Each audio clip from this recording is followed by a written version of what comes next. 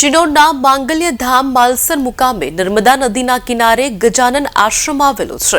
આશ્રમ ખાતે ગુરુજી વિજય જોશી દ્વારા દર વર્ષે મકર સંક્રાંતિના પર્વ નિમિત્તે બાળકોને પતંગ અને દોરીનું વિતરણ કરવામાં આવે છે।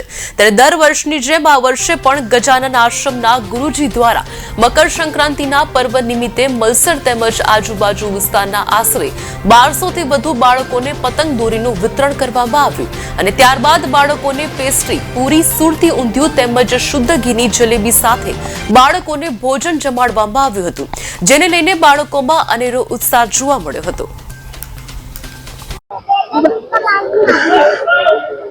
નર્મદાના કિનારા ઉપર ગજાનન આશ્રમ માલસરમાં છેલ્લા 16 વર્ષથી ઉત્તરાયણ પર્વ નિમિત્તે માલસર ગામ તેમજ આજુબાજુના વિસ્તારોના ગામોમાંથી અસંખ્ય બાળકોને સુંદર મજાના ભોજન પ્રસાદની વ્યવસ્થા કરવામાં આવે। ભોજન પ્રસાદ પછી ફિરકી અને પતંગો બાળકોને આપવામાં આવે છે। આ